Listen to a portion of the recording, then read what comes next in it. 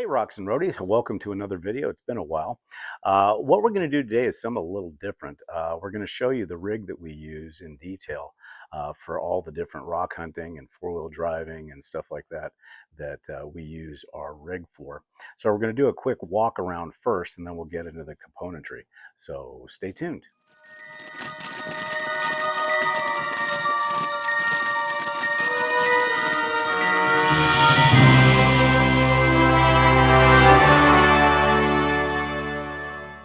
Okay, here's a quick walk around before we get into the details. It's a 2006 Jeep TJ Rubicon, and it has had some changes. Originally, we bought this as a tow behind only for our motorhome, and then we found out that we were having so much fun with it that we decided to do some changing to make it a little bit more off-road capable and stuff like that. It had a bunch of stuff already on it that is fantastic, which we'll go over in more detail in just a few seconds. But not the prettiest, but and she's dirty, but we use her. We have added the green pinstriping. That's kind of our theme, is candy apple green.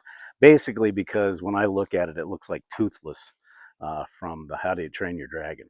Okay, so from the front end, the only things we've added is we've added LED headlights, which make it much, much nicer because the stock TJ headlights suck.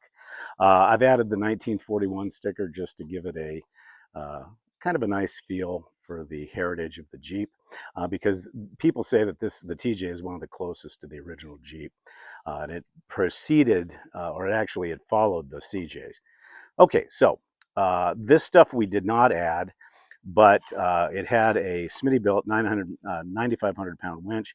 It's got the Factor shackle receiver, the LED spotlights, and so forth. And then if you look down here, we've got the receivers for our towing system and so forth, and the chain receptors and stuff like that.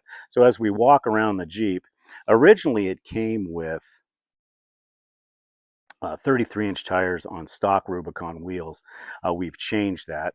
We've gone to a 35-inch tire on the DX4 faux beadlock tires, wheels rather, and I've got the Nito Recon Grappler, and I've been very, very happy with them. They're not as quiet on the road as most people think they are, but they're not bad. And then if we go in a little bit closer, I've got the Rubicon shocks, and this has got a 4-inch Rubicon lift. I don't have the fender liners, and I apologize for the dirt, but the 4-inch lift works great. It also does have the quick sway bar disconnects. You can see them down there, and that just goes right in there. So when we're off-road, we can disconnect the sway bar. As we come down lower, I do have TerraFlex diff covers, front and rear, and that was all on here. Obviously, the rock rims and everything else. And then I also do have a Serco overlanding system. I have not taken this off. It's got the rails here. I don't use it. I've got a huge basket because originally this was used for overlanding as well. And the what I use it for now is putting my Starlink on top of that. I have a mount just for that. And so as we come around the back, I did add the fuel cover because I like it to be locked, and that's a good idea as well. Along the back, the only thing we've added is the spare tire cover, and then the D-rings have already been here. Those are tightened down real well. And then we've got a 7,000 pound hitch on the back of it. CB antenna, which is going to be changed over. And then as we come around, so it's got a nice stance to it, very capable off-road. And also, we do have skid row. You can see them there, skid row skid plates all the way from the front to the back. And then we do have a different skid plate up front to cover all the other stuff. So she'll go everywhere that we did. One other thing that we've added is the Harbor Freight combination ditch light. and so forth. I'm really happy with them, especially for the price. And then, of course, some of the badges of some of the trails we've done, even though I have more to put on there.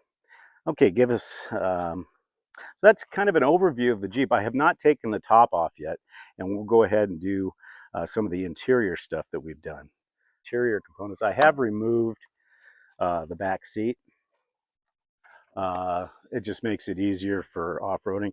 And then Motor Trend had this really cool rubber mat that goes over everything, so I can just pull that out and clean it when I've got the dogs back there and everything else. And they just cut it to the actual length that it needed. And then, of course, you always should have your fire extinguisher and so forth. And then one other thing I added, especially for the rock hounding, and for frankly, being able to cook out or whatever the case may be, is this nice little tray table. And this tray table is by Hook Road, and I don't feel that you have to spend a ton of money to get the stuff that you want. That's why I'm a Rough Country fan as well. So when you look at the interior, I have this rack. Now, it's not your standard rack.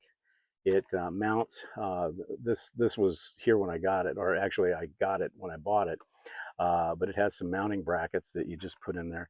And then I've got a cargo net. Now, the nice thing about everything in here, it's everything I need when I'm out on the road. So I've got my toolboxes, I've got extra fluids and so forth. Got my tire repair kit. I've got my towing recovery kit. So I've got my shackles, my tow rope, and everything else. And yes, I went with the green. And then in the back here, you can't really see it, is I've got our Morphlate 4-tire compressor, and then underneath there, right there where you see that green stripe, that is a 4-tire inflator and deflator, and it's controlled. So you just plug it in, press a button, and that's it. And in about 30 seconds, you're down to 15 psi, and you're ready to go. A little stool there because I'm short and my wife is short, so we have all that. So that gives us all the room we need to put in other stuff, whether it be a cooler. I do have a Dometic cooler and freezer that fits right in there if we do want to do overlanding. And then just plenty of room, even for the dogs and so forth. Okay, we'll do the rest of the interior right now. One other thing I should mention is on the windshield, that is being reserved for a Flying High off-road sticker in that green. They don't have it in stock, so I'm waiting for that to come in as well. Okay, here is the business end, or what I call the cockpit or command center. Just some of the things we've added. We added this switch plate here for the marker lights. I haven't hooked up these other 3 yet for other lights and so forth. I don't really believe in the whole Jeep ducking thing. However, I did find one that was the Air Force because I'm a veteran. And then I do have a few that were given to me, really not for Jeeping. There's only one in there that was given for Jeeping. The rest of them I received at different events. Down in Tucson, we have a rubber duck race. And then when I was the regional director or the state director for a motorcycle club, that was the one up here with the motorcycle. And then, of course, I've got a barber one because I'm a barber. And then, of course, the Marine Corps one as well. So that's kind of neat.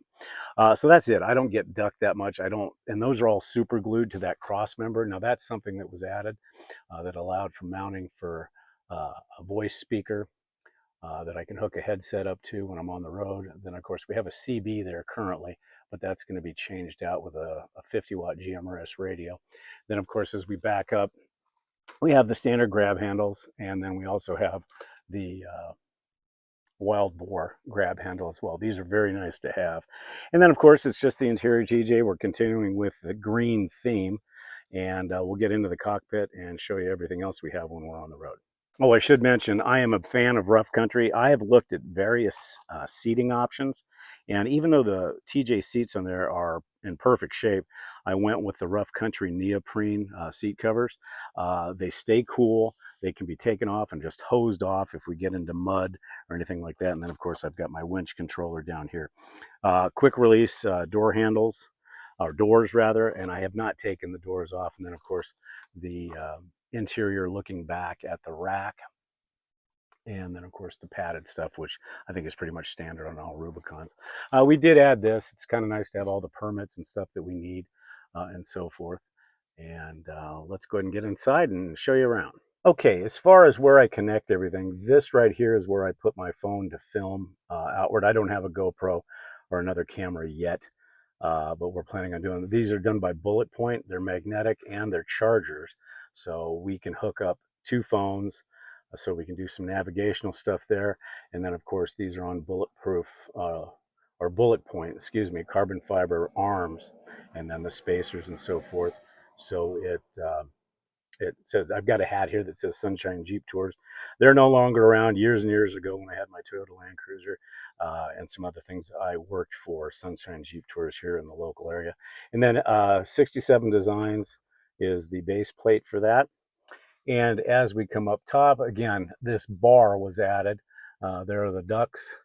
Um, and then, of course, this speaker hooks up to a Sony MX whatever it is, but it also allows for complete Bluetooth connectivity. I can plug a USB in there, plus it gives me communications that attach to this microphone, so I really don't have to take my eye off the road, so to speak. As we come down, all your standard stuff, and then of course in the TJ you have the overdrive on and off, and the axle lock for the lockers.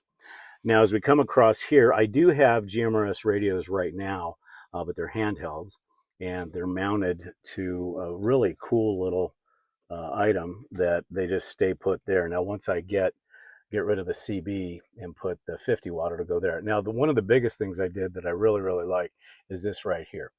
This is an iPad, and it's got a mount that attaches to that bar, and so I can be filming, be on the phone, whatever case may be, and still have my OnX for my trail mapping. And I've got a couple of different ones, so forth. That's pretty much it. And then if you go to the back, you can see where the rack and everything is. I showed that before. So that's pretty much it, guys. So I hope you enjoyed the little tour of my rig, and thanks a lot. Also, I forgot to mention that over the next couple of weeks, we've got a lot of stuff that we'll be putting on the channel now that the temperature is getting a little bit better here. We're going to be doing our reveal from the big petrified wood find that we found up in Sholo earlier. And then also, we're going to start doing some trails again finally. And over the next 4 to 6 weeks, barring any other trails that we may end up doing with Joe Rarity09 on YouTube, we are going to be doing or playing around in the Mammoth, Arizona area, which is in the San Pedro River Valley. And what we plan on doing is Tucson Wash, and you can look those up. Tucson Wash. We're going to do Smelter Wash. We're going to do the Holy Joe Rim.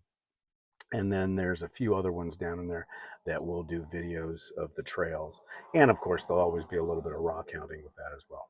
Anyhow, I'm Dave. This is Rocks and Roads. And if you like what you're seeing, please like, subscribe, share it. And again, make sure you check out Rarity09 as well. Take care, everybody, and we'll see you on the trail.